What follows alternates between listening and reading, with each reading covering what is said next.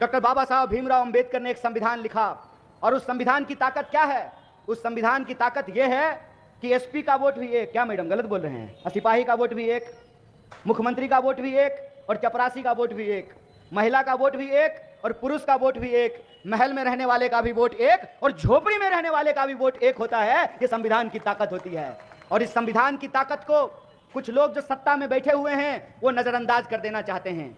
उनको लगता है चंदा दो धंधा लो स्कीम के तहत वो अपना सूटकेस भर करके लोगों का ईमान खरीद लेंगे।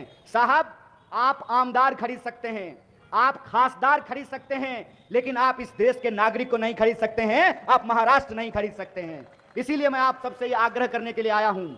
मुझे लगता है कि महाराष्ट्र की तरफ पूरा देश एक बदलाव की उम्मीद से देख रहा है। बोलिए, आप बदलाव चाहते हैं कि नहीं चाहते हैं? आप परिवर्तन चाहते हैं ना? ये जो बदलाव की उम्मीद है, उस बदलाव की उम्मीद की दीपक को, उसकी रोशनी को आगे बढ़ाने के लिए जरूरी है कि आज हमारे वक्त में जो साजिश की जा रही है उसको भी जरा गौर से समझा जाए। अभी कुछ दिन पहले मैं भाषण सुन रहा था डिप्टी सीएम साहब का। डिप्टी सीएम साहब ने कहा कि यह धर्म युद्ध है। ठीक बात है, लोकतंत्र को बचाना भी इस देश का नागरिक होने के चलते हमारा धर्म है। जिस लोकतंत्र के चलते, जिस संविधान के चलते आज मैं यहां खड़ा होकर के भाषण दे रहा हूं, उसकी रक्षा करना हमारा धर्म है।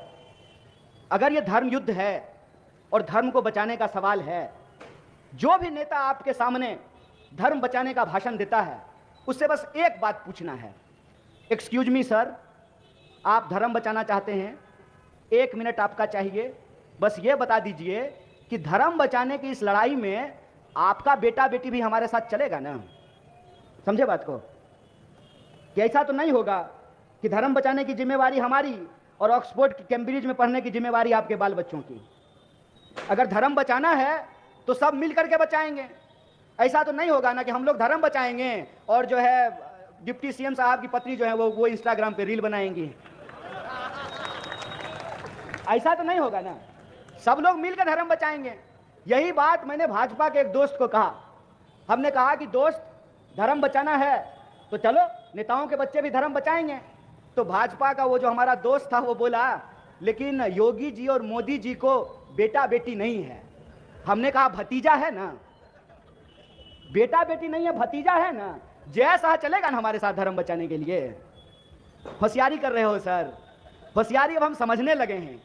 होशियारी हम इसलिए समझने लगे हैं कि डॉक्टर बाबा साहब भीमराव अंबेडकर ने कहा, ऑर्गेनाइज एजुकेट ऑर्गेनाइज एजिटेट, संगठित हो, शिक्षित हो, संघर्ष करो। हमने आपका नमक खाया है, आपके टैक्स के पैसे से हमने पढ़ाई की है, आंख फोड़ करके हमने पीएचडी की है। तो अब हमको ये सियासत समझ में आती है, ये खेल समझ में आता है। यह खेल समझ में आता है कि उनका बेटा बीसीसीआई में आईपीएल में टीम बना रहा है और हमको कहता है कि ड्रीम 11 पर टीम बनाइए। बताइए, क्रिकेटर बनाने का सपना दिखा करके जुआरी बनाना शुरू कर दिया है। अब हमको समझ में आने लगा है कि इस देश के अंदर चल क्या रहा है। चल ये रहा है कि बहुत आसानी से हम भावुक लोग हैं, हम भारत के लोग हैं, हमारी दिल में भावनाएं होती हैं। हमारी भावनाओं को भड़का करके, हमारी भावनाओं का गलत इस्तेमाल करके हमसे हमारा हक और अधिकार छीना जाता है। हमारे बच्चों का भविष्य खत्म करके अपने बच्चों का भविष्य बनाया जाता है। इसीलिए मैं आपसे कुछ मोटा मोटा सवाल पूछता हूं। कहते हैं कि देश की अर्थव्यवस्था दुनिया की तीसरी सबसे बड़ी अर्थव्यवस्था बन गई है। बजाइए ताली, खुशी की बात है। लेकिन जरा प्रश्न कीजिएगा कि देश की दुनिया की अर्थव्यवस्था है तीसरी सबसे बड़ी, तो वो 80 करोड़ लोग कौन हैं जो 5 किलो अनाज लेने के लिए लाइनों में लगे हुए हैं?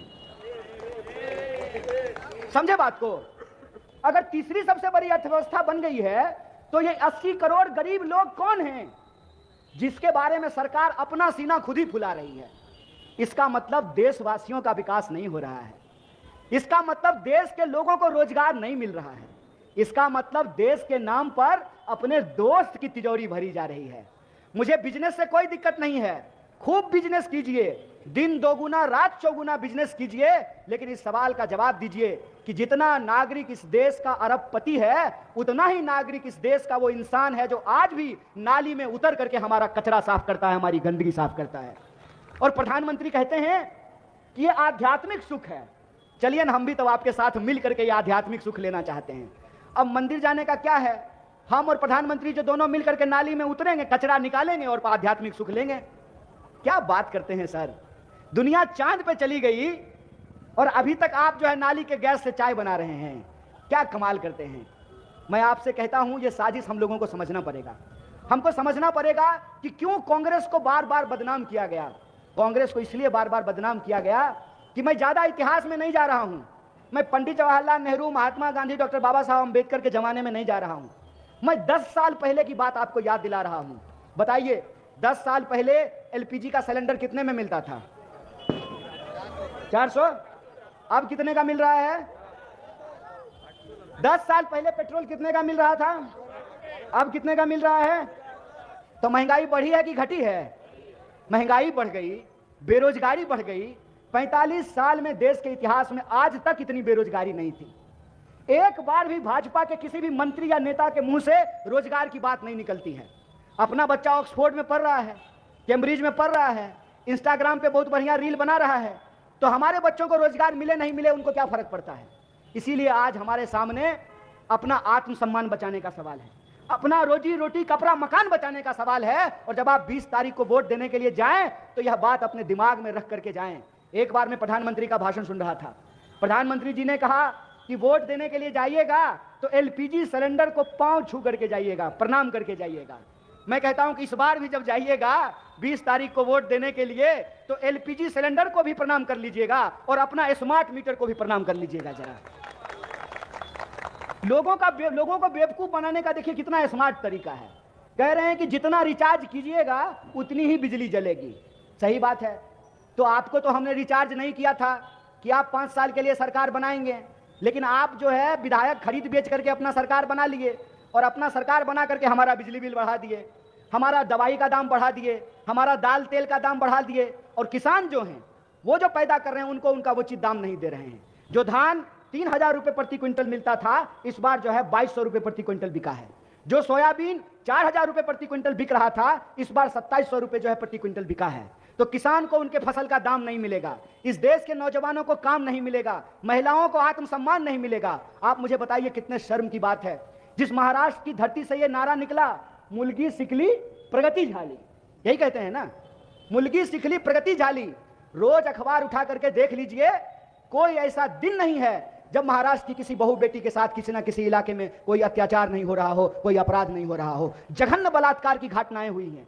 यह सब सवाल आज हमारे सामने है। इसीलिए मैं आप लोगों को सिखाने की औकात नहीं है हमारी, आपको बताने की औकात नहीं है हमारी, लेकिन जिस हिम्मत से हम लोग संघर्ष कर रहे हैं और इस देश को बेहतर बनाने का जो हमारा सपना है, हम उसमें आपका आशीर्वाद चाहते हैं, आपका साथ चाहते हैं। हम चाहते हैं कि आप पीठ ठोक करके ताली बजा करके हमारा हौसला बुलंद कीजिए। हमने इनकी जेलों को देख लिया है, हम इनके सामने झुकने वाले नहीं हैं। अपने आत्मसम्मान के लिए हम संघर्ष करेंगे, यह लड़ाई जारी रखेंगे और हमारी लड़ाई अन्याय के खिलाफ न्याय की लड़ाई है।